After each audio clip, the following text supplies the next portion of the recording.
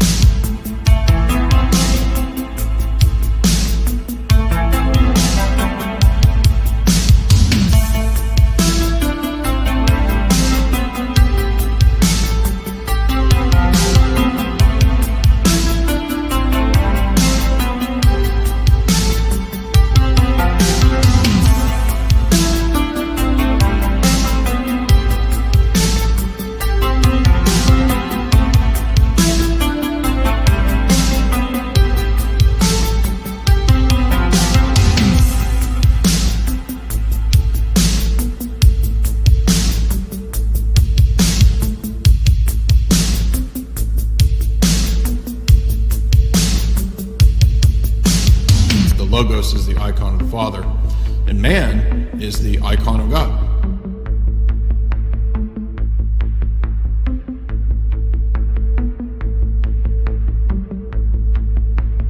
We are the image of God. Dire wave 3.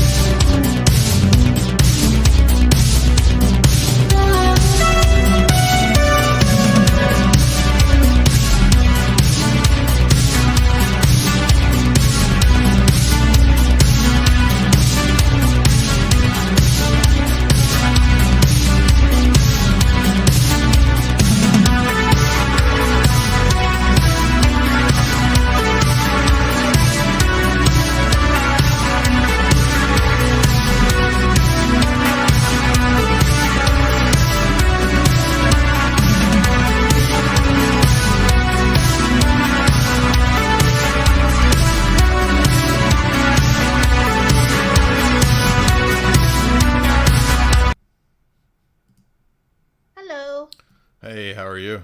I'm good. How are you? Hold on, let me Good. move you over to the. Gotta move you over to the correct screen here. We're live, so Oh, there we go. Okay, cool. don't say your horrid bigot things. Your horrible bigotries until you realize we're live. I'll try to restrain myself. All the sizing got messed up, so let me see. There we go. Yeah, there we go. Where's your witch burning background? That was some fire background you had. That was pretty cool. I just went with just something basic for today. Basics. All right. There we go. Yeah, so welcome everybody. Today we have our esteemed guest and friend, Rachel Wilson, who has her channel linked in the show description as Rachel Wilson at the Rachel Wilson channel. And I did a stream a couple nights ago, and a shout out to Father John Wyford for sharing that. Appreciate that quite a bit. And that was a kind of a feisty stream covering the topic of institutional subversion, institutional capture. And of course, Rachel is a great researcher and author on this topic because she recently put together a piece. I meant to have that linked. Let me pull that up. I've got it. It's your Substack article on how institutions subvert Christianity. So let's maybe kick it off with that one because that was such a powerful article. Before we do that, though, everybody guys know that Rachel covers occult feminism. I've got her book here with me. If you don't have her excellent book, Occult Feminism, be sure and get it. You can get that over in her links. I'll put a link to that book as well, Occult Feminism. We just did an interview a couple weeks ago before all of our Austin event and all that madness that we were involved in, and we had a great response. Rachel, I think we've gotten over 20,000 on our interview. Isn't that cool?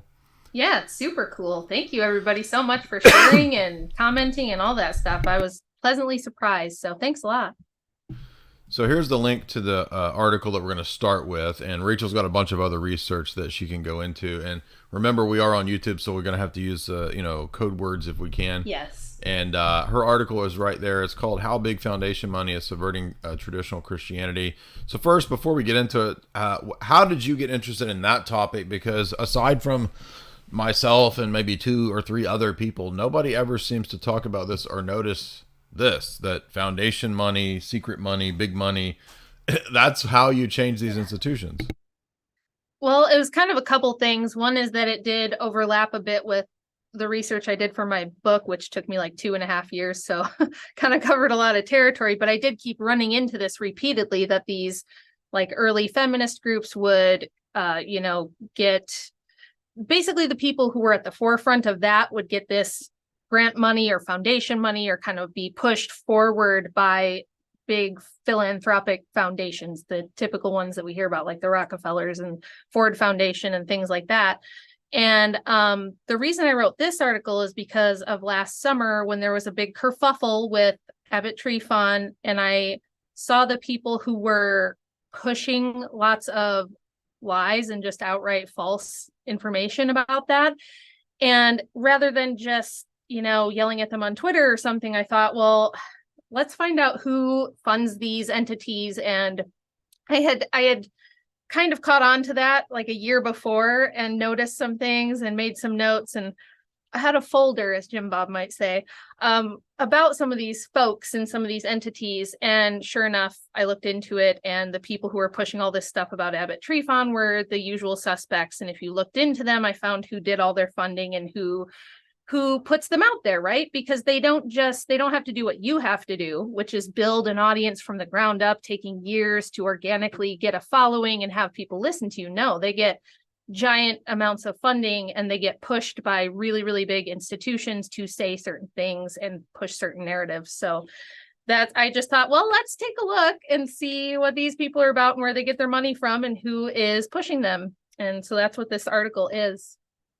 And of course, you noted that, as we pointed out over here, it's not really different in terms of institutional capture, institutional subversion for Protestants and Roman Catholics, right?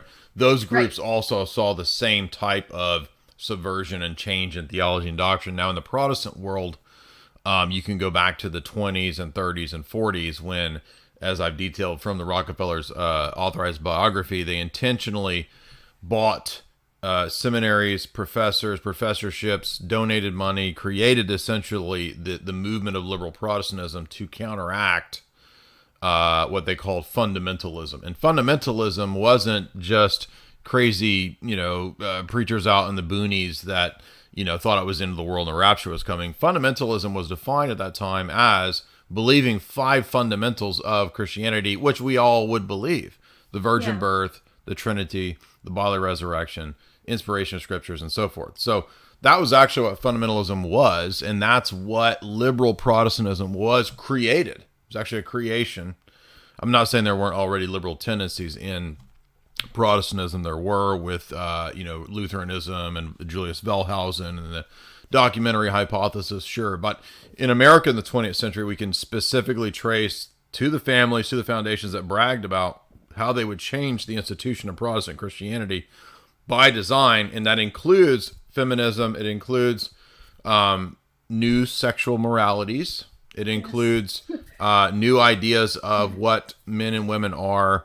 It includes all of the things that you would expect, and that essentially is funneled into the World Council of Churches and the National Council of Churches via Rockefeller money.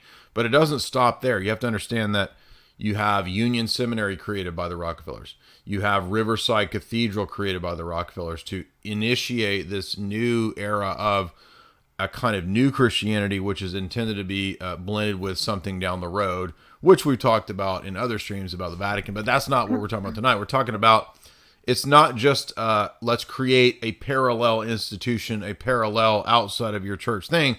They also want to change from within the churches via, we'll buy you a giant $1 million complex for your seminary. We will pay for grant money for your at Fordham University. We will do this. We will do that. You get all this money if you push this agenda. And they put heat on the clerics. They put heat on the people to bend and to cave to this agenda. And that's how it really actually in the real world works. Yeah, so that's what I wrote in my Substack article. Is I really wanted to break this down and make it easy for people to understand so they could follow like a direct trail. Because as you said, when you try to bring this up, you get a lot of people, even people who you would think should be kind of like on our side on this, pushing back and be like, no, that's a conspiracy. Don't say that. And they think it like discredits the religion to say that, which it doesn't. It's just that we have a century plus. I mean, there's always been some level of institutional subversion with the churches, but it really got going with these philanthropic foundations, which I would argue are not really philanthropic at all. It's kind of a cover. It's like a way to essentially wash money, send it where you want, do activism, influence public policy, influence the institutions, and say, oh, I'm just doing charity, right? Oh, we're just advocating for this cause, but that's not really what's going on. So when I looked into Fordham, which Sarah Riccardi Schwartz comes from, she works with them and for them. She's part of the public orthodoxy circles, right? That whole thing, that whole program through Fordham is funded by the Luce Foundation. You go right to their website, it will tell you, they even have the logo, they'll say this is all funded by the Luce Foundation. And if you guys don't know who Henry Luce was, he was a multi-billionaire, Skull and Bones, Bohemian Club guy. He started Life magazine. Yes, exactly. And he created something in 1968 called the Luce Professorship Program. And this was an extension of like kind of a public declaration he had made in 1941 at the beginning of the war, where he said, it was kind of a manifesto that he published in his own magazine, where he called it the Great American Century, which kind of instantly reminded me of Project for a New American Century. And it's along those lines where he said, Yep. We need like a progressive democratic internationalism. We have to take our Americanist progressive democracy and spread it internationally, which is basically the Bush doctrine. So this stuff is really old. This is not new at all. It's the same people. It's the same agenda.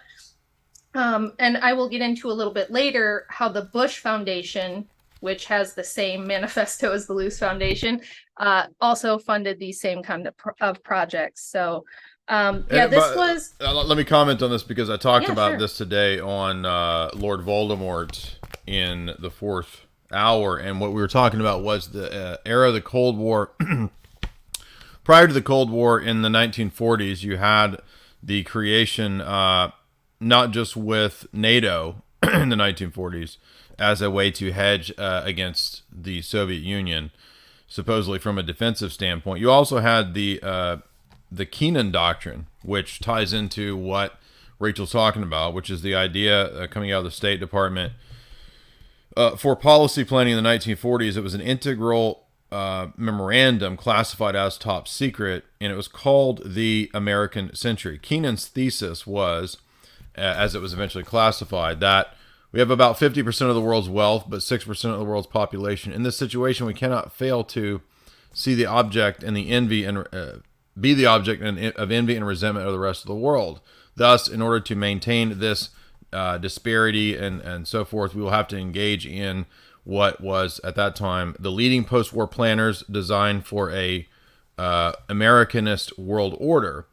But this is not what you think of nowadays as, well, we're just fighting for America. We're fighting for freedoms. No, no, no. The American century is the globalist century. Nothing to do with you as Americans. Right. The architects of this post-war U.S. dominated order explicitly chose not to call it an empire. However, it would be an empire wherein the United States would, in order to project its imperial power, use the guise of colonial liberation, democracy, free markets, and human rights as an effective diabolical propaganda coup across the world. So the extension of Americanism, and that includes the morality of Americanism, which is now Skittles, changing your biology, that is part of this agenda. That must be expanded and extended to Russia, Eurasia, and every country. So yes, that doesn't just extend geopolitically and foreign policy. What Rachel's describing is also a domestic imperative that is part and parcel of the neoliberal imperium, the American century, changing the churches to align with this geopolitical agenda. And this, by the way, comes from Full Spectrum Dominance by F. William Engdahl, a great book about getting into the very things Rachel's talking about. Yeah, so part of the reason they chose this strategy, because we're talking about Luce Foundation starting in 1936, and then his big manifesto, The Great American Century, in 1941, is because back in 1918, when the Bolsheviks took over in Russia, they had the idea to just eliminate the church. We're just going to get rid of it. We're going to take and seize their properties, seize their wealth. There will be no more church. That's it. And even within Bolshevik factions, there were people like Anatoly Lunacharsky and Maxim Gorky who said, that's a really bad idea. You can't do that. Like, religion's kind of an intrinsic part of being human, and you're going to get some serious backlash that's going to just be really counterproductive, which is exactly what happened. That did not go as well as they had hoped in Russia. And then when they tried doing de-veiling campaigns in Central Asia around the same time, it ended the same way, with like massacre and resistance and horrible things happening and lots of pushback, lots of resistance. It kind of galvanized the resistance rather than helping. So they decided a much better tactic is you just infiltrate the institutions, you infiltrate the churches, and you change them from within. And if you go to Sarah Riccardi Schwartz's own website and you look at her newest project she's working on, she says right there that she's upset about institutional hierarchs silencing the voices of women and Skittles people, and that her new project as an Orthodox feminist seeks to transform tradition. She doesn't want to upend it. She wants to completely transform it so that, you know, we're looking at like women clergy, we're looking at Skittles clergy, we're looking at Skittles affirmations in the church and things like this. And if you look at what Fordham is doing, they had this huge conference on LGBT acceptance, and it was framed as, oh, we're just exploring this, but it wasn't at all that they were exploring it. They were very heavily pushing it. So that's what's going on. But back to Luce Foundation, because this is like a root, right, that spread everywhere. And it wasn't just Orthodoxy that was affected.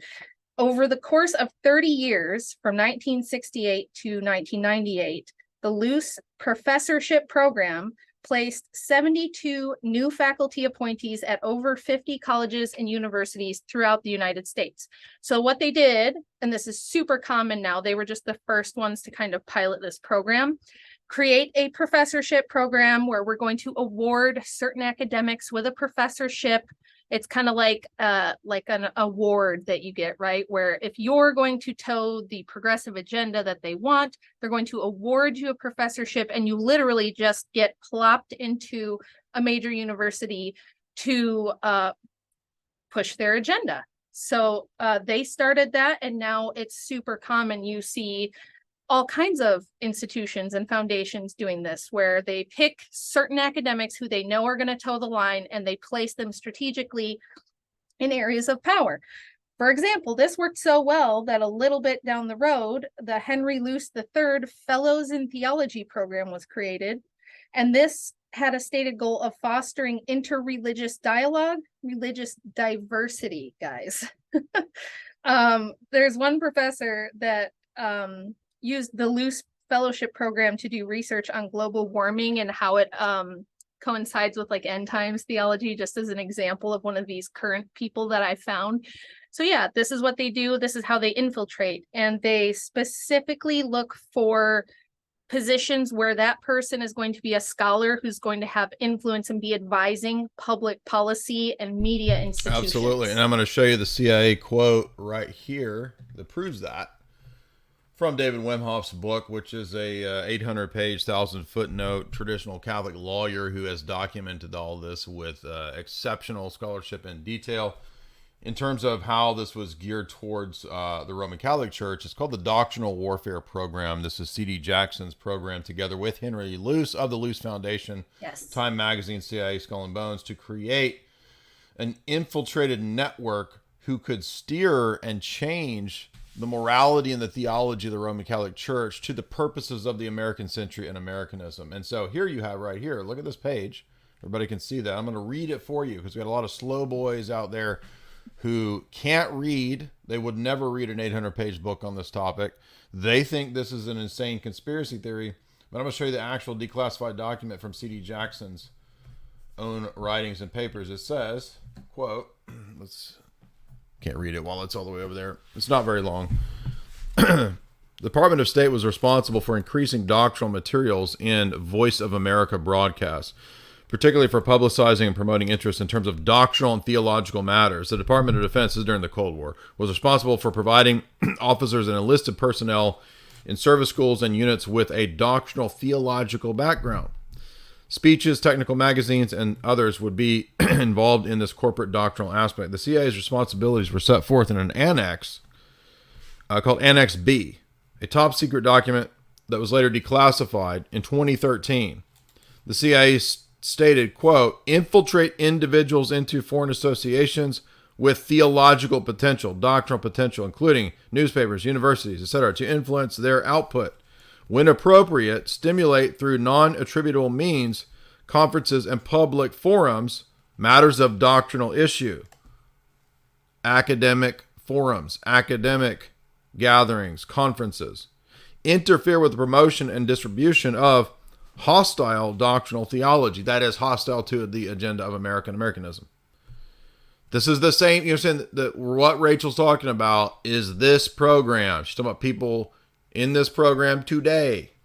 Create a deviationist movement that is designed to split existing organizations by promulgating hostile ideologies so long as they are no longer a threat to U.S. security. In other words, that neutralize by making them Skittles.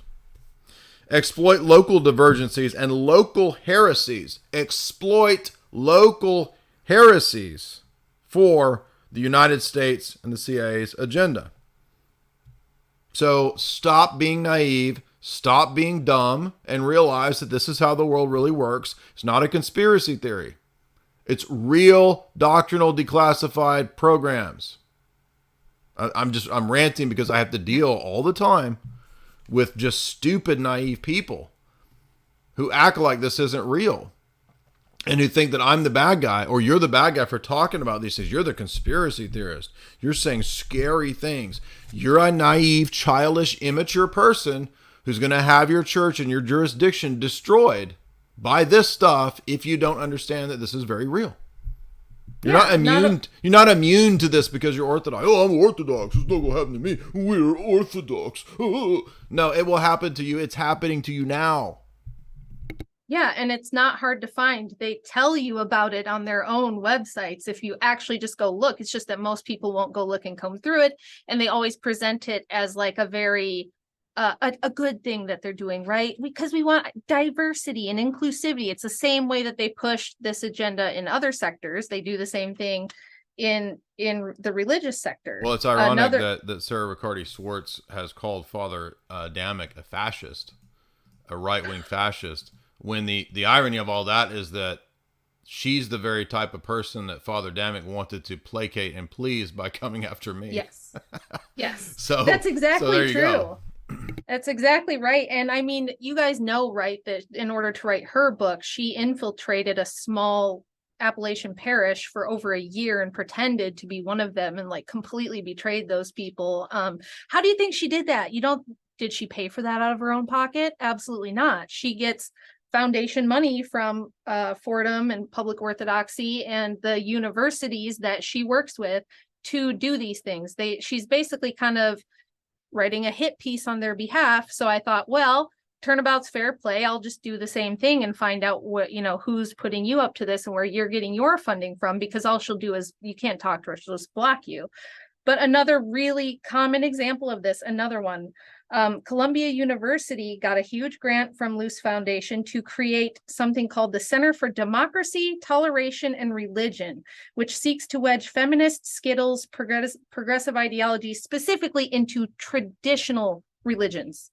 So they're not worried about the already like progressive churches as much. They're specifically looking for like traditional Catholics, traditional Orthodox, and even traditional Muslim institutions to infiltrate and push feminism and Skittle stuff everywhere. And keep in mind too, a lot of people might find this hard to believe because they have a very low IQ, low information mindset, which is that, well, the CIA fought against the liberals in the Cold War. So how could the CIA be for Skittle stuff? Well, they wouldn't promote that because they fought the commies. Did you know that the Communist Party had an anti-Skittles platform and the CIA pushed the Skittles to combat the communist platform? How ignorant are you people? You don't understand that the CIA funded Miss Magazine and feminism. The CIA put money into Playboy magazine. Yes. They funded and supported the radical sexual movements against communist and Soviet party platforms. That does not mean the communists and Soviets are good people. But what I'm saying is that strategy was liberation and sexual liberation against communism. Yeah, us down here on the ground, we care about theology and public policy and politics. These people don't. They want power. They don't care about your beliefs. They don't care about the plight of LGBT people or sideline marginalized communities. No, this is all about power. It's all about influence and power. So you got to get rid of this mindset that like there's good guys over here and there's bad guys over here. No, the world is basically run by a bunch of criminal organizations that are fighting for power and dominance, and they'll use whatever means to get there, right? So now with the big push for internationalism and globalism and like a one world religion, you don't want any institutions that do have things they really stand for like this. So if you do have something like areas of the traditional Catholic Church or Islam or Orthodoxy that are still holding tradition, you've got to get in there and break that up. And this is the stated goal of these people. So for Fordham Center, if you guys don't believe that this affects Orthodoxy, Fordham Center for Orthodox Christian Studies had a loose-funded 2019 Oxford Conference on Orthodox Christian Sexual Diversity and Public Policy. And this was a very thinly veiled attempt to push Skittle stuff into the church. I won't go into super detail about that here just because I don't want to get Jay's channel in trouble or anything. But if you want to know like some of the people and what they said and some quotes from them and what they were doing at this conference, I have that in the article. But yeah, it was basically like a first big push publicly to try to get Skittle stuff into Orthodoxy and to say like, well, how long are we going to be the backwards religion that's not going with the flow that everyone else is and stuff like that. And so they had their special group of academics that push this stuff, and it became like this big thing. And then if you spoke out against it, of course you're a bigot. So yeah, Fordham OSC is also funded by the British Council. If you guys ever look into the British Council, they fund, it's another massive NGO that kind of does the bidding of the crown, but does a lot of globalist British Empire type activities.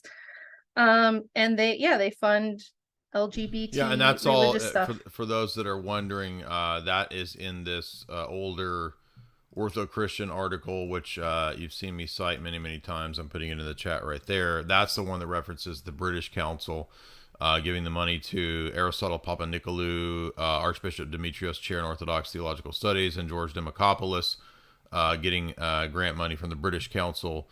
And I mean, it's not accidental, by the way, that these are all the same people that push that if you don't go along with this, you are part of the Russian bot agenda. And so that's why they focus on ROCOR and Russian Orthodox churches, is that it's all part of the overall geopolitical strategy and attack on the Russian church and what's going on in the Ukraine. That is why most of the people, by the way, that are aligned against myself and people in our circles are coming out of the OCA circles that are aligned with these people who also want to be aligned with Bartholomew and the CIA and the State Department in regard to they're going to paint us all as Russian bots, Russian spies, Russian operatives. They've already been doing that for a long time. And that ties into this, is what I'm trying to say, because it's not just an issue of the sexual morals. Like Rachel said, they don't really care about your sexual morals. This is a longer, bigger strategy that deals with using religious institutions as NGOs and forms of soft power.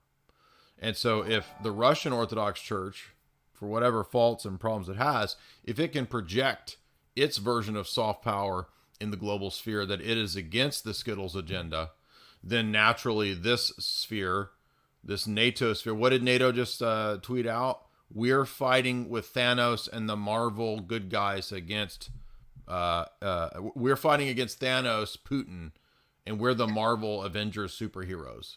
Literally putting it into this soy bugman level of stuff.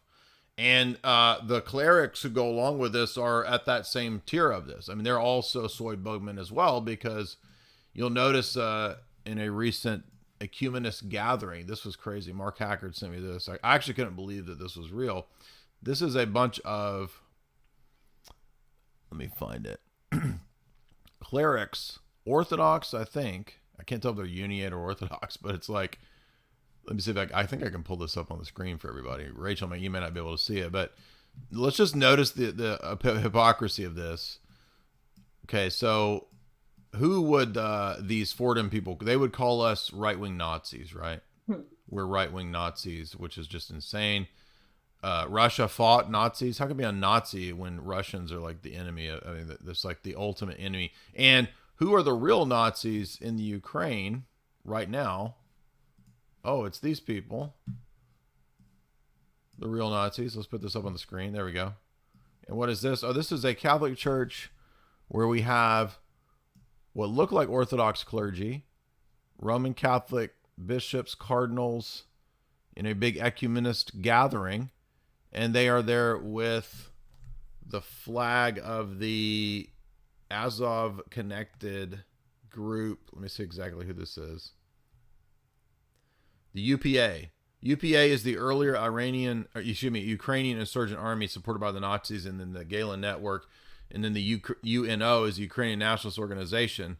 And so UPA, UNO are basically tied together. So basically they're all just standing there with a Nazi Azov connected flag. Oh, but they're pious anti-Putin people, you see. So they're actually literally there with like Nazi network, Galen network, Gladio network people. But if you're opposed to that, you're a Nazi. You see, yeah, this is social shaming is a big part of the strategy. socially shaming people and saying, like, if you're not with us, you're a bigot, you're a insert whatever kind of insult here. And this works particularly well on women, which is why I think they're always pushing for women to be clergy and other things like that, is because women are much more susceptible to social shame in general. And if they feel like they're hurting people's feelings or not being good, it's very easy to influence them that way. So I think that's another reason they push this stuff. Well, it's and like, the social shaming, you're mean. yeah, You're mean. The social shaming stuff that they do like that, that's also really close to the piety. It's like another type of piety signaling where it's like, let's all gather around and figure out how super pious and self-righteous we are because we're better than the people that don't approve of these lifestyles or who speak out about these types of things. Those are the bad people. We have to shame them and shout them down. But meanwhile, we pretend that we're doing it out of a place of piety and a place of superiority and a place of moral one-upping. But actually, that is even more demonic than the people who actually are just straight up evil, right?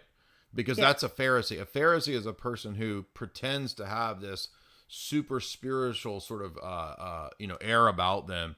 And they're better than everyone else because of their piety. What does the Pharisee and the publican, what does he say? I thank God that I'm not like this man over here. Right. Yes. So he's piety signaling. Okay. And these people who are on this crusade, they're piety signalers too. They're just leftist piety signal. You can be a right-wing Pharisee, sure. But these are the opposite type of Pharisee. Right. Yeah. Yeah, exactly. So if you take a look right now at the top institutions that are funding Skittle stuff in churches, you can go to lgbtfunders.org, and they have a list of the top 10 foundations and NGOs that contribute the most money. Of course, they think this is a good thing. So they're like, look at these wonderful organizations and all that they're doing to infiltrate the church with Skittle stuff. And the number one foundation that contributes to this in the last 10 years is the Arcus Foundation, which is right here next to me. It is like 30 minutes from where I live here in Michigan. And it's a foundation that was funded by John Stryker, who's the heir to the Stryker fortune. If you guys have ever seen hospital equipment that says Stryker, that company makes all of that equipment for like every hospital. Huge company, tons of money. In the last 10 years, this website says $36 million have been awarded to entities that want to connect religious institutions with Skittles communities. So $36 million, that's not nothing, right? At Arcus, they say half of their staff identifies as Skittles. They fight for Skittles rights, social justice, apes, and the environment. So they have this weird overlap where they're like, everyone should be Skittles. And also, we're going to preserve great apes for some reason. Very bizarre, but that's their thing, I guess. And in 2017, a really cool reporter found out that 2017 Global Religions Program was this big funding program that received funding from this entity to promote LGBT in Abrahamic religions. So it was specifically a program that got this huge grant to figure out how to insert Skittle stuff into traditional Islam, Roman Catholicism, and any Orthodoxy and Protestantism and Judaism, I believe. So all three major like Abrahamic religions, as they would call them, they were trying to figure out how do we finally basically knock down the last bastions that are trying to resist Skittle stuff in the Abrahamic religions, because they want ecumenism. They want this combination of this like Abrahamic faith center that you guys have seen being built and stuff like that. And they know that a major stumbling block to that is the traditions within all of these churches that still have, resistance to this agenda. So that's a major push for their funding. They gave $120,000 to a news outlet called Religious News Service. I guess that's a pretty influential like media conglomeration in the United States for religious radio programs and media programs. And this was to target traditional Christian churches to accept Skittle stuff. In 2015, Arcus gave an unprecedented $15 million for change your biology programs worldwide in the churches. So that's the next thing, is going to be the transformers being pushed into the church, and $15 million worldwide. And then there were 2 other foundations that added an additional $5 million for a total of $20 million just in 2015 to push this agenda worldwide in all the churches. And then another 200,000 to a Catholic Skittles group, and sent them to like the Catholic Youth Festival in 2015 to like terrorize and counter and like disrupt this more traditional Catholic Youth Festival that was teaching that, you know, LGBT stuff was not to be accepted, but rather was something that you can repent from and things along that line. So they're very serious about this. And this Arcus Foundation is heavily tied to the Obama administration when it was around. The guy who is their director was in the Obama administration. He was a White House staffer. And he was I think he's still the acting executive director, but they got him straight out of the Obama admin, where when he was there, they contributed $1 million to the Obama State Department Global Equality Fund, and his portion of that was to try to get it to churches and stuff. So it's all connected. That's another thing to take away. Yeah. The foundations are connected to the governments, that are connected to the corporations, that are connected to the media organizations. And if you look at who's on these boards, it's the same people. You'll have one guy that's on like 12 different boards. Yeah, and this is something we talked about for many, many years. This is the revolving door. This is how the steering committee style of governance, of shadow governance, actually works, as we covered it today. Yes. Because the same people that are on the Trilateral Commission are part of Bilderberg, and they're also part of the CFR, and they're all moving in those same worlds. And it's very much a small number of people who, as you said, sit on many of these boards and run and promote and control a lot of these things. I was trying to show everybody this quote from St. Paisios but it's not working over here in Streamlabs. So if you go into this actual article where Ortho Christians showed the scandalous mixed media event that they had at Fordham, the Orthodox mixed media event, which had the TRANSVESTITE guy, Nicholas, like the guy thinks he's a vampire or something like that. Vampire Orthodox guy. I'm not joking. Just really weird. And St. Paisios says that if you tolerate and put up with people doing this kind of stuff, and you do it under the cloak of piety, he says you're demonic. And that's the point here, right? No, it's not demonic to be opposing these things. It is right. Demonic to pretend that you're for these things out of piety. That's wickedness. And so the people who oppose us for this kind of stuff are wicked people. And we don't hate those people either. We're like, we want these people to, you know, be on the good side, be on the right side of this stuff. Probably a lot of them have kind of fallen for the propaganda as well. It's probably the people maybe at the tippy top and things like that who kind of know what the real gig is. And probably a lot of their foot soldiers truly believe that they are like creating equality for people within the church, or like giving women opportunities to serve. You know, you hear these cliches. They always have these different tropes and everything to make it sound like really nice, right?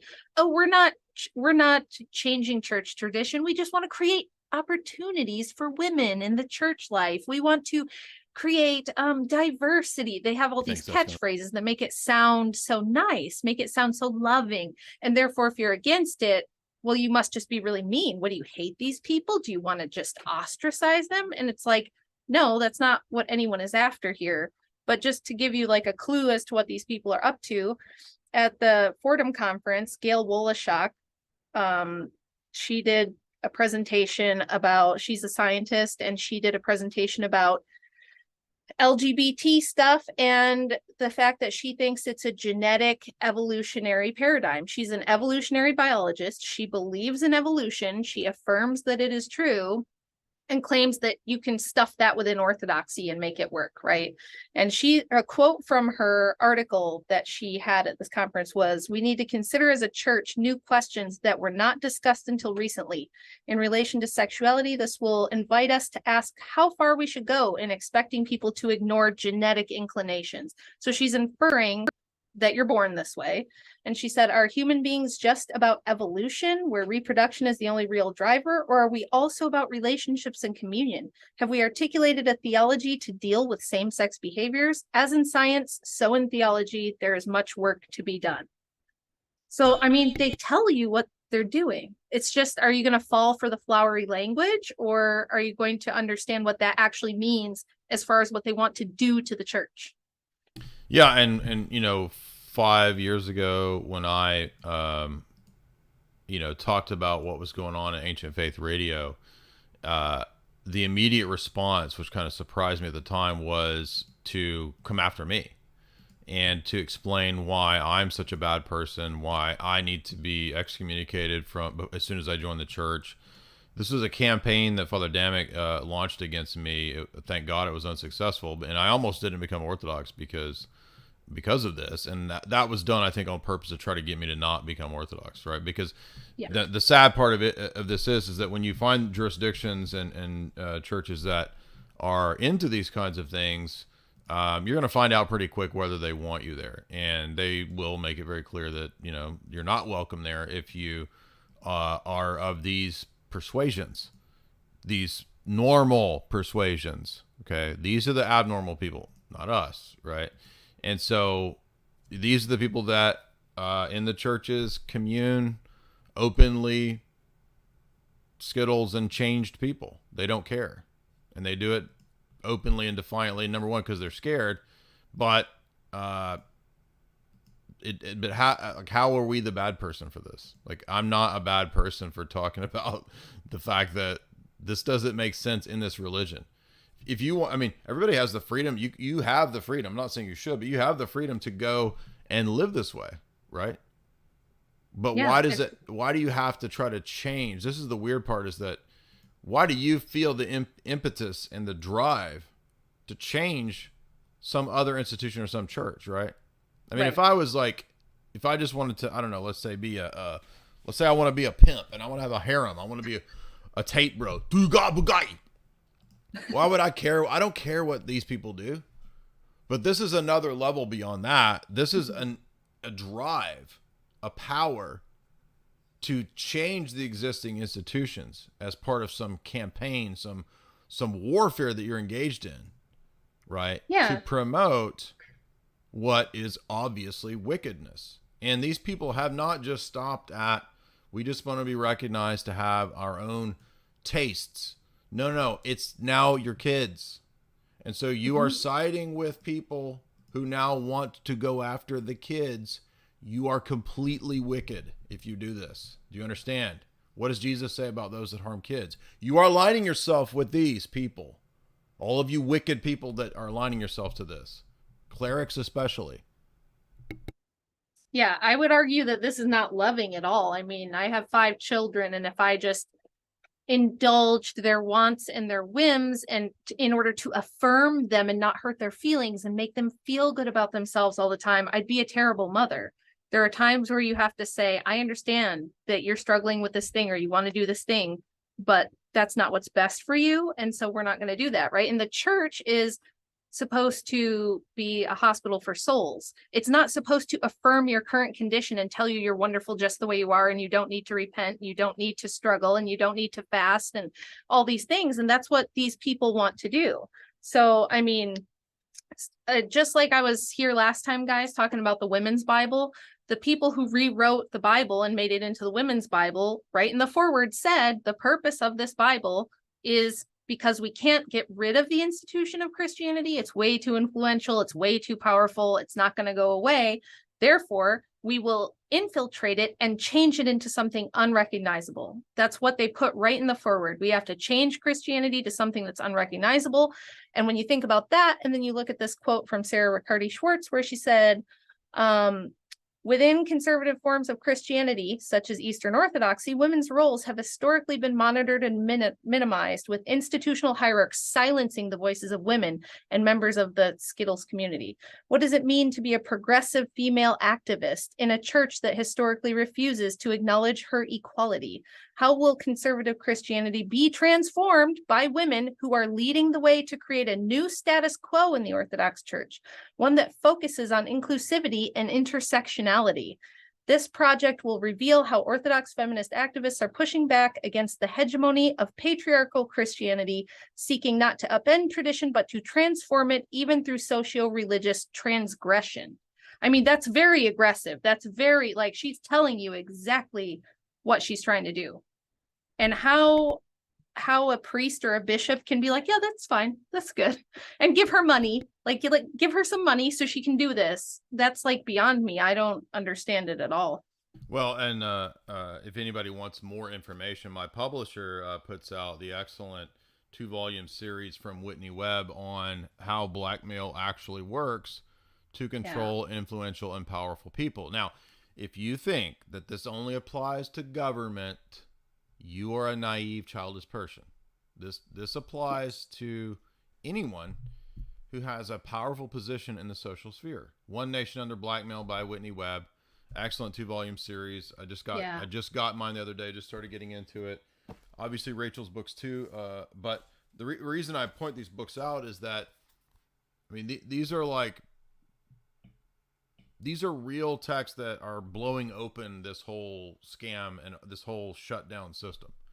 And the people in the church that push this stuff, by the way, they're almost always on the wrong side on everything, right? Like, they're going to be pushing ecumenism. They're going to be pushing evolution. They're going to be pushing destroy Russia, nuke Russia, pro-Ukraine, pro-schismatics, pro-EP, pro-environment. They were the same people that wanted to shut all your churches down, tell you not to venerate the icons throughout all of this last 3 years. You have to get the stabbies. Some of these bishops even saying that you're liable for murder if you're a priest in their jurisdictions and you don't submit to their banning of the chalice, banning of the venerating the icons, threatening to take people to court for murder. Unbelievable. Wild. This is just crazy. So all I'm saying is that those same people, they're almost always going to be aligned on the same stuff. Now, every now and then, some of them will put forward a face of, no, I've signed the declaration of the OCA that I don't believe in, marriage between Skittles. And then they are on the side covertly supporting all this stuff. So don't be naive and think that just because somebody signs a document that, then I guess they believe it. They would never sign a document and subvert the document they signed. And nobody does that. Everybody's honest and totally altruistic, and everybody does what they say. Let's be realistic, man. Okay, the Orthodox Church is not immune to the exact same blackmail, compromise, and corruption as any other institution out there. It's not immune. I think it has the means by which it can survive. Yeah. But there are many times in church history when the church is decimated. It is destroyed down to a few bishops left. Multiple times that's happened. And it's entirely possible it can happen in our day. I'm not saying we're necessarily at that point, but I'm trying to warn you guys that it's absolutely the case that can happen. We can have we can have all the patriarchs go bad, go sour. Right. That is possible in my understanding, my view. Right. I don't think that all the patriarchs are protected. Yeah, I would agree with that. And again, this can't be a conspiracy when all I have to do is go to their own websites and they tell me exactly what they're trying to do. And they tell me who's giving them the money and I can trace the funding back.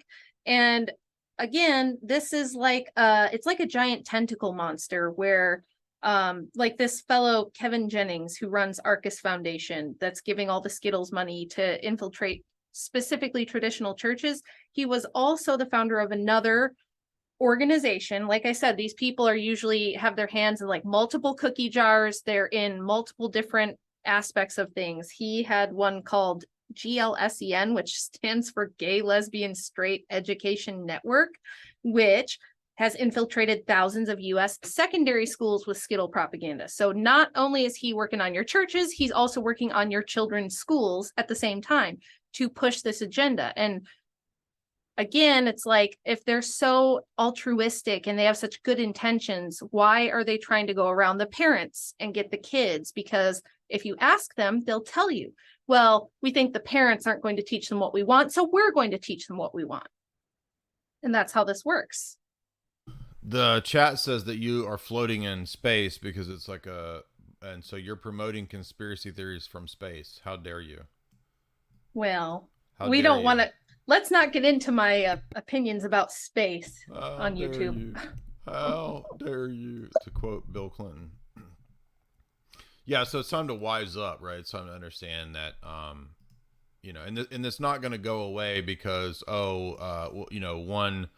one OCA bishop, is going to pass away who, fosters a lot of this or something like that, right? Well, in 5 years, no, it's not going away because it's more than just this or that bishop. It's also an institutional capture and a bunch of money behind it, right? Yes. That is pushing this in multiple areas. And it's not just the OCA that has this issue. There's other jurisdictions that have the exact same, especially the Greeks have this problem big time. And Antiochians do as well. And so I'm only saying this because you have to understand it's not just an ideological battle. There's actually people now coordinating, working together to try to push people like myself, push other people like us out of the church because they want the church to go in a certain direction. And they don't want people that they don't control to be able to speak out, to have a Substack, to have a YouTube channel, to not listen to Ancient Faith Radio or my OCN, right? Which have pushed and posted Skittles stuff for a long time. Yeah, I mean, if you look at those top 10 foundations I was saying that give the most money to this, it's Arcus is number one, but right after that is Ford Foundation, Open Society, the Bush Foundation. So it's like, these are all huge multi-million-dollar, if not billion-dollar entities. So yeah, thinking that one bishop or a couple guys is the problem, oh no. Because first of all, if they have people that won't go along, it's very easy through the process that we just explained for them to select a person who will be an agent of their agenda and put them where they want them. And they will do anything they need to do to remove someone who's a problem.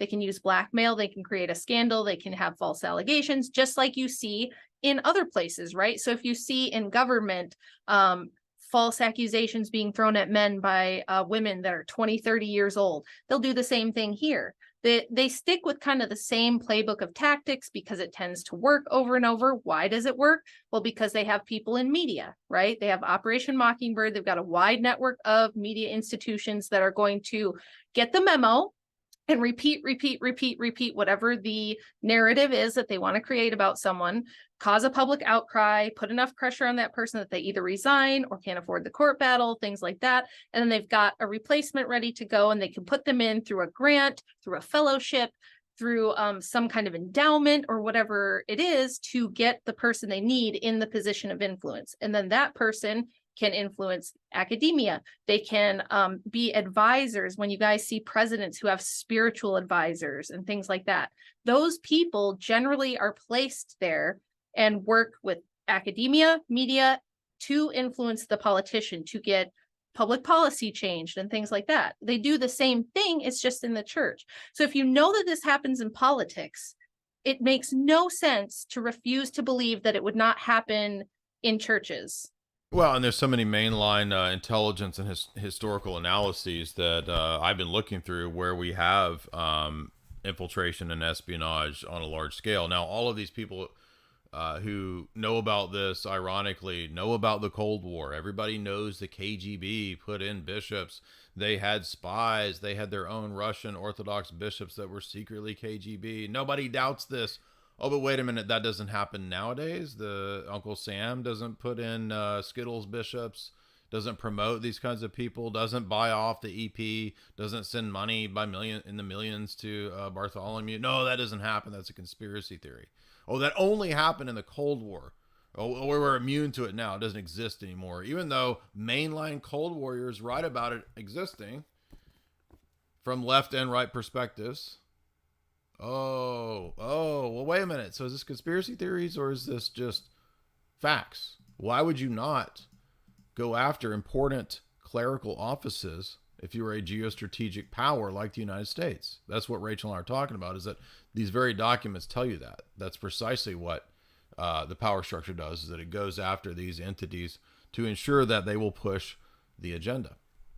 Yeah, the church has traditionally been a resistance front to these kinds of like globalist and communist and social upheaval things. Like whenever they want to do these big movements, like the Russian Orthodox Church was a big problem for the communists. It was the main problem probably for them. There was other things, but it was a huge thing with getting people on board because they were deferring to their priest and to their bishop and to people who said, no, we're not on board with this and we're not going to be on board with it. And so people would resist, and this was a major problem, but it hasn't changed at all. So here's another really telling and revealing paragraph. This is from the Luce Foundation's paper on their website celebrating its 75 years of influence, where they say, one distinguishing component of the Luce Theology Fellowships is the requirement that fellows make their scholarship accessible to broader audiences.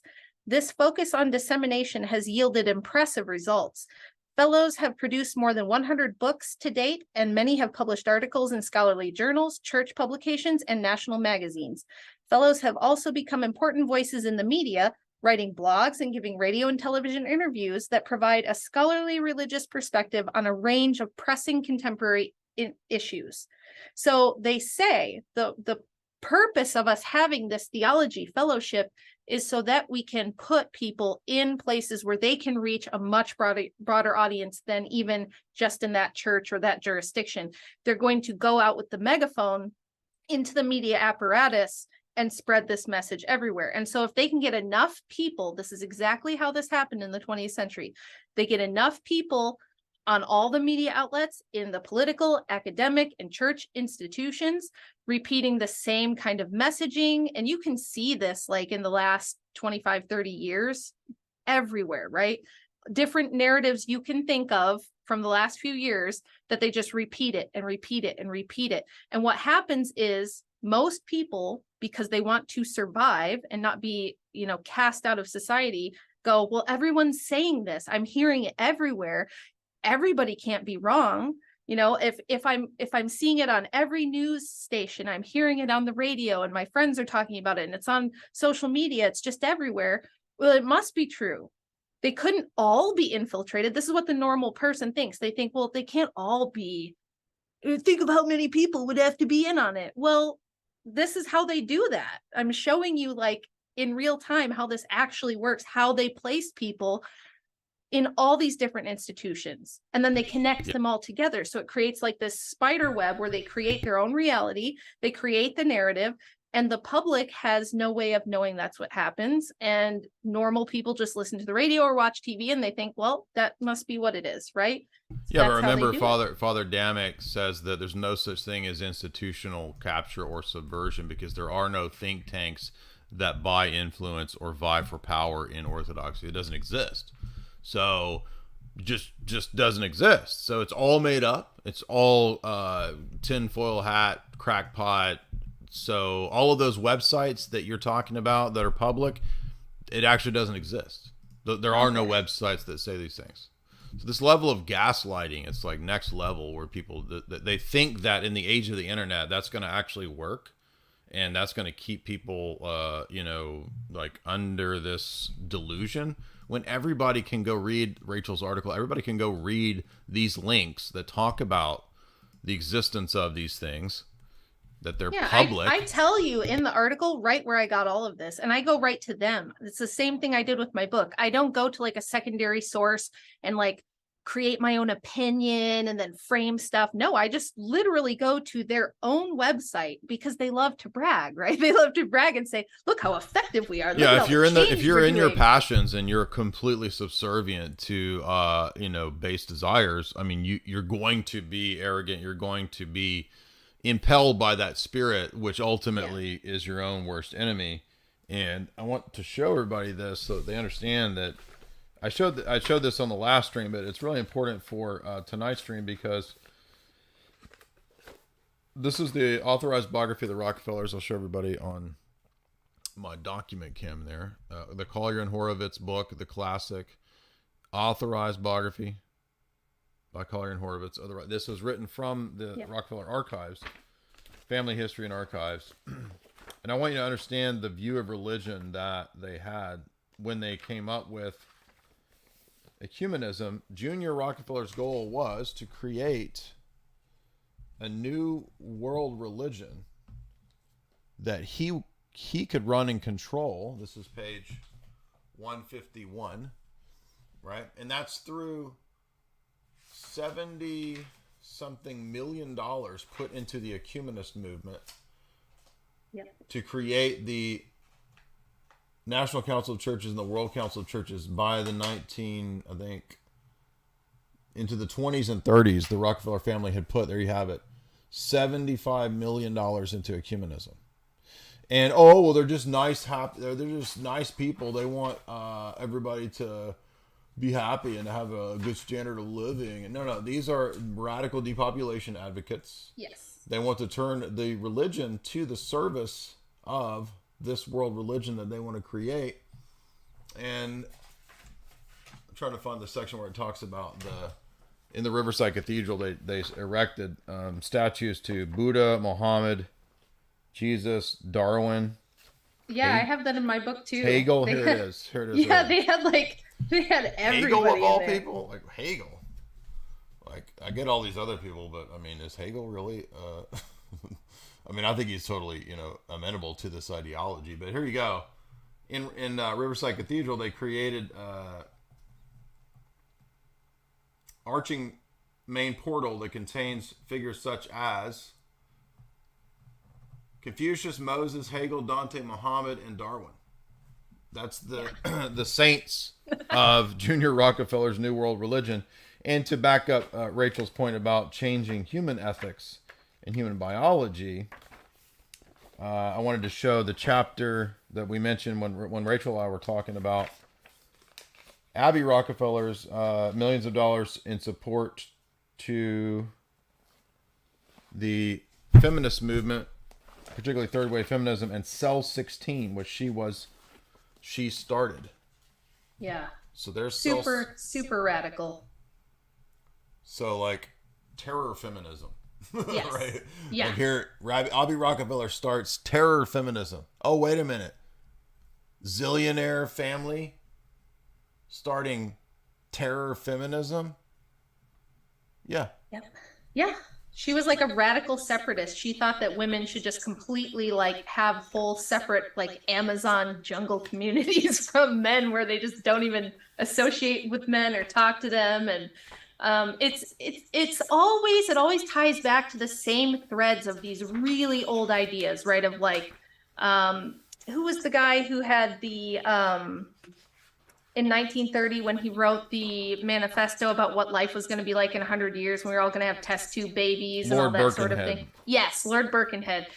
She thought, yeah, that's great. We can just be separatists because we're all just going to have test tube babies. We'll have artificial wombs. Technology is going to let us be anything other than human. They always are trying to escape their human condition so that they don't have to submit to God and so that they can be gods and things like that. And it's fun that you mentioned that the Rockefellers dumped $70 million into ecumenism because remember we were talking about the Luce Foundation guys. And as I said, he was Skull and Bones. He was a member of the Bohemian Club. His partner that he started his magazine with was also. And so he became this media mogul, right? So he's already captured what were the major magazines of the time, the main media influences of the time. And then after that, Henry Luce created the Henry Luce Initiative on Religion and International Affairs. And this was created to influence scholars who advised policymakers, domestic and foreign. They dumped $60 million into this initiative over 16 years to infiltrate academic, public policy, and media organizations. It says this right on his Wikipedia page. It says it right on the Luce Foundation page. They don't hide it. They just reframe it as a good thing. Like, oh, look, we're freeing you from these grumpy old patriarchal institutions that make you be, that have like this strict idea of morality. Why can't everything be moral? Why can't we just do as we will? Why can't we just do what thou wilt, right? That's what it always gets back to, is they want to remove any objective standards of morality or behavior or religion so that they can insert whatever they need to insert for that to work. So yeah, this is huge money. For anyone to say that this doesn't happen, it's like, we're talking $60 million over 16 years back in the 1930s and 40s. That's a lot of money in today's money. And that never stopped. In fact, the Rockefellers and like Luce, they were just the first people to kind of figure out this model. And it's only grown from there. And you have the Tides Foundation. I mean, the list of foundations, Jay will tell you, it's so long, you could never even get through all of them. You could never even get to all the people who are on all the different boards and foundations, and then all the overlap. You would go crazy. Because like if you look at the McCain Foundation, who's on the board of directors, you'll find that 3 or 4 of them are also over here on the Ford Foundation board, and 3 or 4 of those guys are also over here on this board or this new initiative, or they're in the World Economic Forum, and then they're also in this organization. So it's like a very coordinated effort that influences all the so institutional capture really is the standard. It's not some weird exception. It's not some weird thing that happens occasionally. It's the way that these entities function. Yeah, and then I get people asking, "Oh, so you're saying that the Orthodox Church is all captured?" No, I didn't say that. So the Orthodox Church is decentralized, thank God, and it runs on jurisdictions that are not overlapping, typically. Now, they might overlap in terms of some territorial disputes, but the idea of autocephalous churches and of limited jurisdictions is a firewall against institutional capture. And when we look at the Roman Catholic Church, we see a great example of institutional capture, not just with Vatican II and John Paul II and all that, but in full fruition with the person of Francis, right? I mean, Francis is now becoming one of the greatest examples of institutional capture. And that's because it's a strict top-down Vatican I model. So that makes it much easier. But the Orthodox model is different, and so it makes it much more difficult to destroy from within. But you do have periods, you do have many instances where you get the state in history infiltrating the church to try to change it. Think about the Arian crisis. The 4th century, only a few bishops were actually Orthodox with St. Athanasius, and they weren't Arian or semi-Arian. Most of the bishops were semi-Arian. They weren't even fully Arian. They were semi-Arian. And then in the iconoclasm crisis, most of the secular bishops were supporting the iconoclast emperor and the heresy of iconoclasm. And you had lay people and monks were the chief driving force against the heresy of ecumenism. In the Council of Florence, you had the exact same thing, where the majority of the Orthodox world rejected what almost the entirety of the patriarchates had caved on, right? Not all of them, but you had almost a complete capture if it was not for St. Mark of Ephesus and others standing up against the false Union Council of Florence and the worship of papal geopolitical power. We're now at the same juncture, and what's going on isn't really just about changing the Orthodox ethos and morality. That's part of it. But there's a longer game that is being played, which I covered in my last stream, which is to move these churches not just in the direction of new morality, but back into the sphere of Rome. And the reason they want to move the churches, especially Orthodoxy, back to the sphere of Rome, which Bartholomew openly talks about, it's not a conspiracy theory, he openly talks about it all the time, is because the papacy is that captured institution par excellence. And if you can get the Orthodox Church back under the captured institution of the papacy, it's all the more easy to then turn all of this into the new world religion, which we are seeing emerge right now with the Abu Dhabi Faith Center of the Muslims, the Jews, and the Christians all worshiping together. Francis's Fratelli Tutti included prayers for Unitarians. A papal encyclical now including prayers for evangelicals and Unitarians and non-Trinitarians in his encyclical. So it's not hard to figure out if you have discernment, but so many people have lost discernment. They have no discernment at all in the Orthodox world too. Yeah, and just to show some continuity between what Jay's talking about now and in his last stream and what we're talking about with Fordham and the Luce Foundation, remember that Henry Luce was best pals with John Foster Dulles, and that the Luce Foundation has an 80-year track record of cooperating with the CIA and helping them with all of their stuff. And the foundation was really created kind of as a philanthropic guise under which to do that, right? So these foundations are often, if not always, tied in with intelligence as well, just like the Vatican and just like John Courtney Murray, the book that you're always talking about. It's very continuous. It's like really, really easy to, once you see the pattern, it's like, oh, this is all everywhere. But yeah, there will be people who resist. They'll never get every single person everywhere, but all they have to do is get enough at the top of each institution to have the majority of the influence and control over what they do. So yeah, and I mean the straight up hardcore facts demonstrate all this. So yeah, we are not talking about theory. We are talking about actual white papers and actual funding that are public on all of these journalists and activists and academics' websites. Okay, so there's no conspiracy theorizing here. It's all straight from their own writings and their own documents. Yes. And ultimately, it's a. I mean, the motivation is satanic, but there's also a longer geopolitical plan that we have to keep in mind, which I did cover in the last stream. But I want to remind everybody that you can read about that here, because Bartholomew has talked about this openly for many, many years. His ultimate goal, he says, when the time is right, is to go back to Francis, his buddy Francis. And if you can't see that erecting a common Abu Dhabi faith center together with anti-Trinitarians, that's a problem, then you have lost discernment. You don't have the faith. That's a problem with you guys. It's not a problem with me. It's not a problem with our side, right? Anyway, I'm getting way off in terms of theology, but I mean, it's also connected to your book. I mean, people don't understand that, like, part of what you're talking about ties into the feminist stuff, because that's part of the attack on the priesthood, the attack on God the Father, the attack on patriarchy is part of why you've got to have women priests. Yes. There was a lady preacher person on Twitter having an absolute panic attack yesterday because I guess the Baptist convention said again this year they're not going to do female clergy, and she was having an epic meltdown, and she quoted Matthew 28, the Great Commission, and was like, I guess they just left out the whole Great Commission part where it says we're supposed to baptize the nations. I'm like, lady, the whole context of that was Christ sending out to his apostles and the 70, right? And saying, I am making you priests. I'm giving you the power to remit and retain sins. You are to go and baptize. It was not a thing to tell women that they should become priests whatsoever, but they will take this stuff and just random, like, meme generator, pick a verse and make it sound feminist or whatever, and use it to try to push this nonsense that it's unfair, that it's not fair. We have to have equality. And it's like,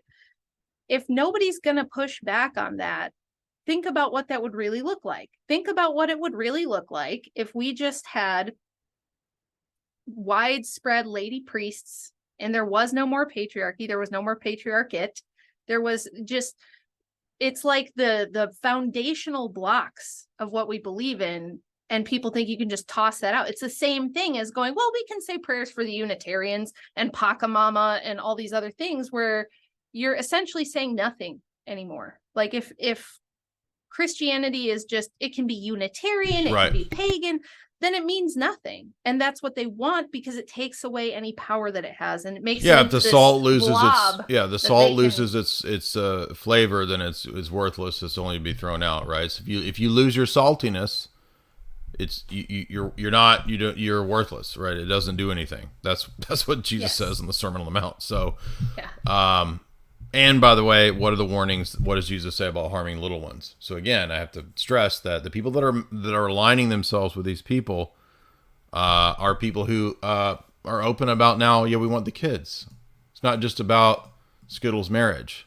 Now it's about, Yeah, we want and your kids. how do you get to the kids, right? How do you get to the kids? You remove the dads and then you get to the moms.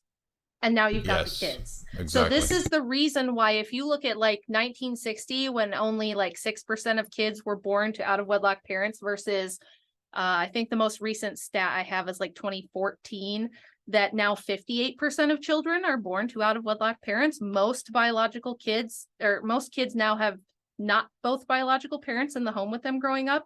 And if you look at the rates of abuse, of what happens to children when there's some other adult who's not the biological parent. And I'm not saying step parents are bad. There's plenty of great step parents. I'm just saying statistically, removing the father from the family makes the mother very vulnerable. It makes the children extra vulnerable. And it's a great situation for people who are predators.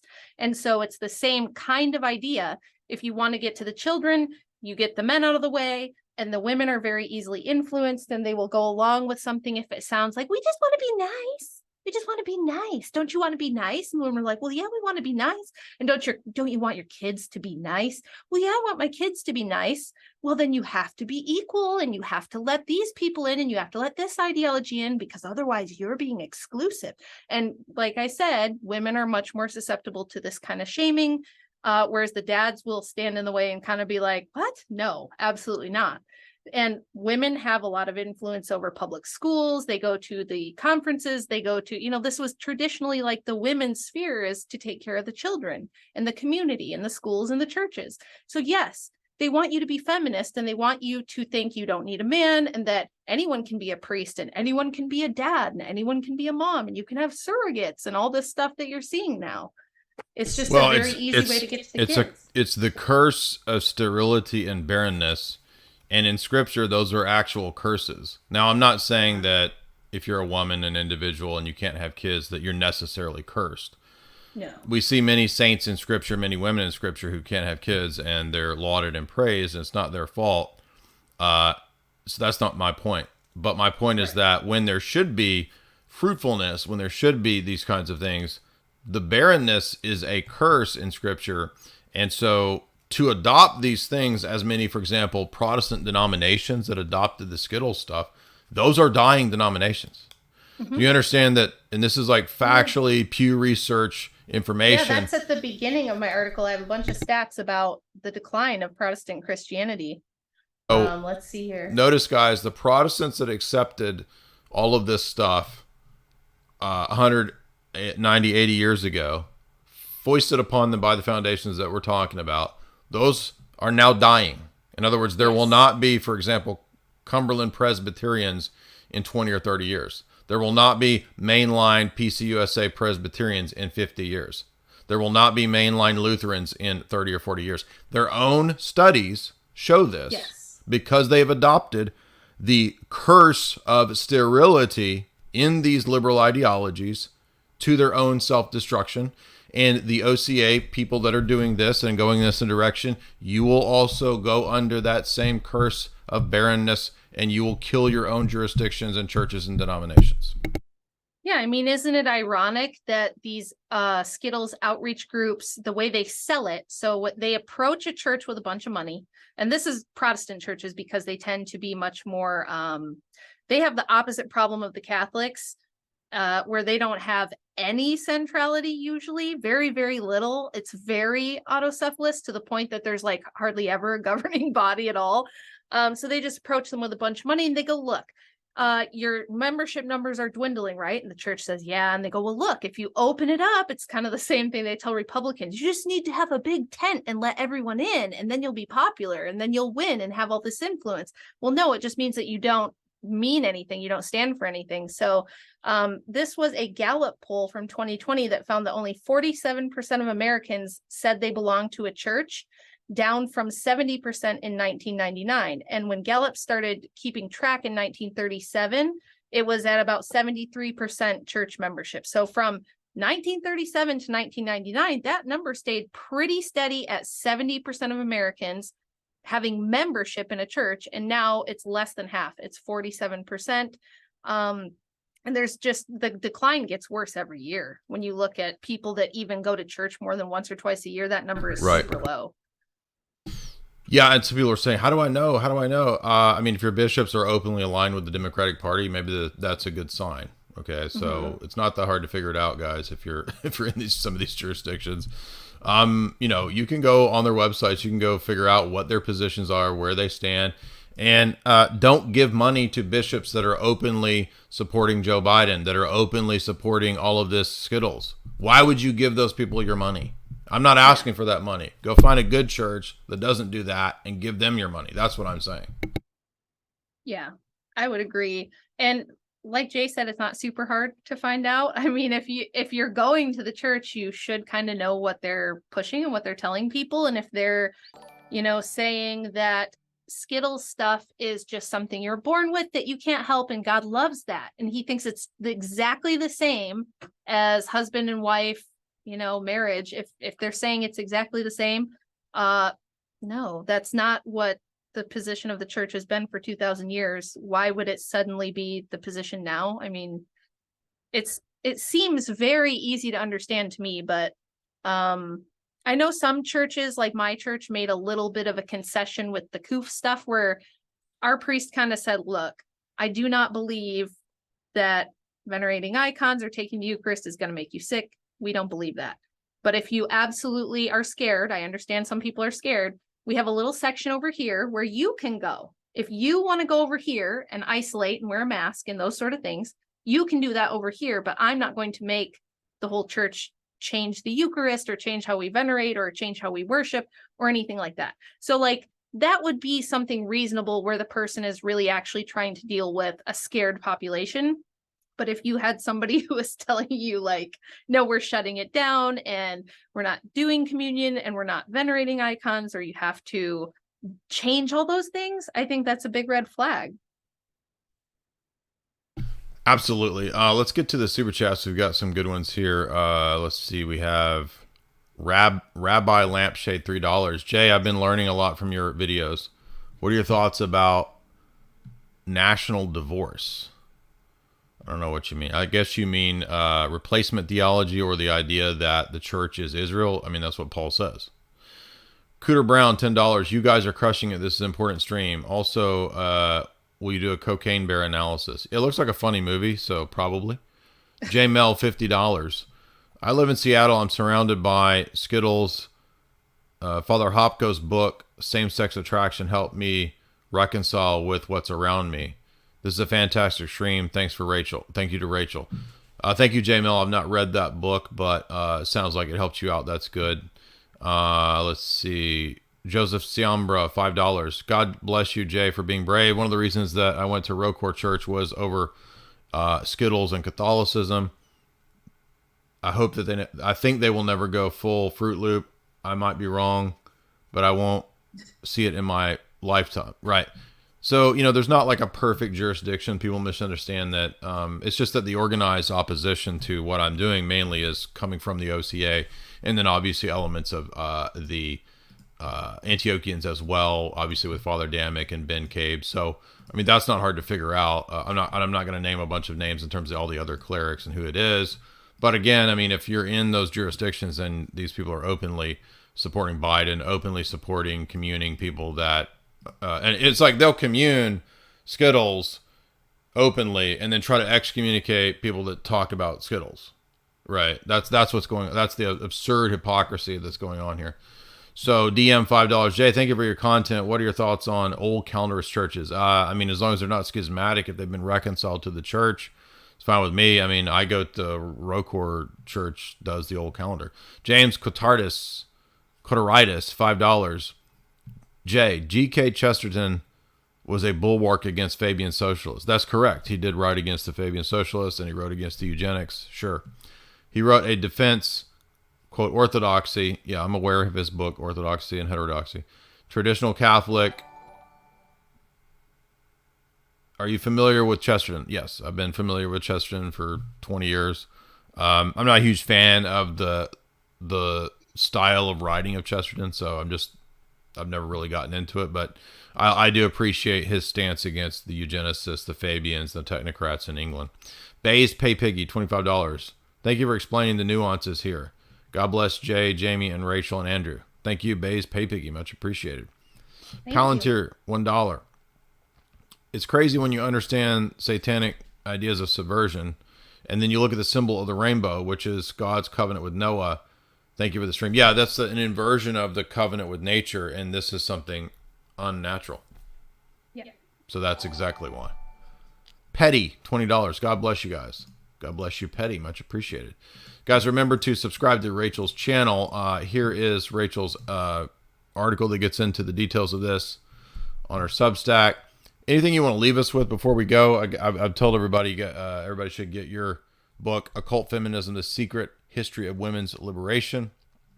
But any other messages or things or thoughts you want to leave us with?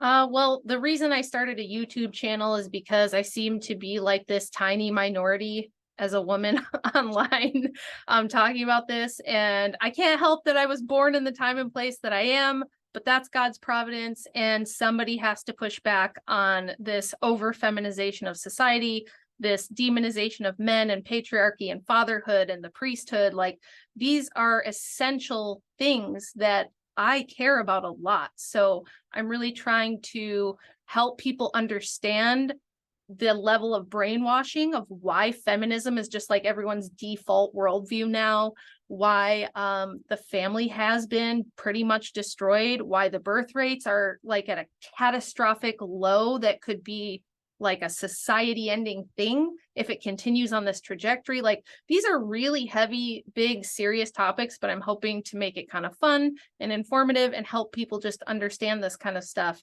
and how to combat it in their own life, because it can be really hard. You feel like you're swimming upstream against the entire current of society by just trying to have what would have been considered a normal life in my grandma's time, right? So Yes. actually going to be interviewing my 96-year-old grandma for the channel and asking her what the last 100 years living through it and seeing all the changes has been like. So that should be fun. And I've done a series that I started with Patrick about the patriarchy, what the patriarchy is and what it's not, because it's been very unfairly demonized. People hear that word and they think abuse of women, right? It's not the case. So I'm just trying to kind of turn the tide. And I think especially with women, if you just give them permission to be women, that's what they want to do. So I'm just trying to make that cool and permissible again and make those women feel not so alone. And, you know, hopefully help some families in the future. Somebody's got to talk to the women about this. Jay can't do it. The men in our sphere can't do it because it's just instantly seen as misogynist. So that's what I'm trying to do. If you guys would like to support me, go sub to my channel, sub to my Substack, buy my book, any of that kind of stuff. And I'm just going to keep going. Awesome. And I want to remind everybody too that we have a show sponsor, our favorite, the best, the most awesome of all supplements in the supplement universe. That is chalk.com, CHOQ.com. Head on over to chalk.com. Use the promo code J50 to get 50% off any of the products in that store. They got everything you could imagine. Tonkat LE, that's great for boosting testosterone. They have the studies, peer-reviewed studies showing that it actually does boost testosterone. We want to up our toxic masculinity. We want to be toxically masculine. We celebrate that here. And be sure and go watch Rachel's series that she's doing with David Patrick Harry over at Church of the Eternal Logos. Go and get you some Iris Moss if you're one of the ladies that has hormone imbalances. Well, guess what? Iris Moss is great for that. Guess what else they've got? Action 2.0 to boost those energy levels when you're running low, but you want to get in the gym every day. You want to be in the habit of doing that. She Legit, mental focus and clarity. Jamie has been burning through the books once again because she's back on the She Legit. So if you want that mental focus and clarity that only comes with She Legit, which is kind of becoming the rage with carnivore keto people now. They're loving to take She Legit. Mm-hmm. It's a great product. I highly recommend it. Use the promo code J50 to get 50% off. And I want to say too that if you don't want to keep putting that stupid code in and you just want that recurring subscription, use the promo code J60Life, J60LIFE. That'll get you 60% off all recurring subscriptions over here on Bigot Central. This is Bigot Central. We're here crafting together like alchemists in our dark alchemy lab, new sources of toxic masculinity. New sources. Putin and Dugin are on the phone right now telling me through their sorcery lines, through the ether how to make potions and concoctions to turn the men into bigots. Jay's turning the men into bigots, and I'm trying to force all the women back into the kitchen. There we go. Yeah, that's what we're about, I guess. That's what we're about. So you get Rachel's book. Also, guys, remember you can get over to our other sponsor, which is Richard Grove over at TrageandHope.com, the best geopolitical podcast out there besides my own when we cover that topic, which we did today for Lord Voldemort. Go check that out over on my Rockfin. I'll have the Lord Voldemort show that we did today on my Rockfin here in a little bit.